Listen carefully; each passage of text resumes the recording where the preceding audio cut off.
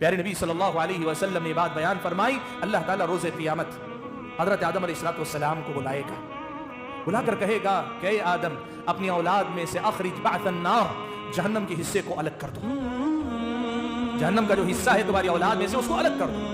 अल्लाह के नबी सल्लल्लाहु अलैहि वसल्लम ने फरमाया कि हजरत आदम अल्लाह से पूछेंगे वमा बअसुन नार, ऐ रब्बुल आलमीन कौन सा कितना हिस्सा कौन है जो अल्लाह तबारक व तआला की इस जहन्नम में जाने वाले जो जहन्नम का हिस्सा वो कौन है। अल्लाह तबारक व तआला से हजरत आदम अलैहिस्सलाम पूछेंगे।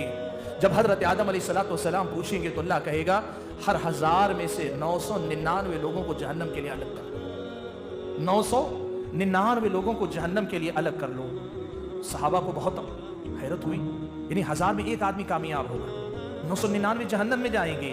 अल्लाह के नबी सल्लल्लाहु अलैहि वसल्लम ने दूसरी रिवायत में सराहत है, अल्लाह के नबी ने सहाबा के सामने वजाहत की कि देखो इन 999 में से आधे जो होंगे वो याजूज माजूज में से होंगे।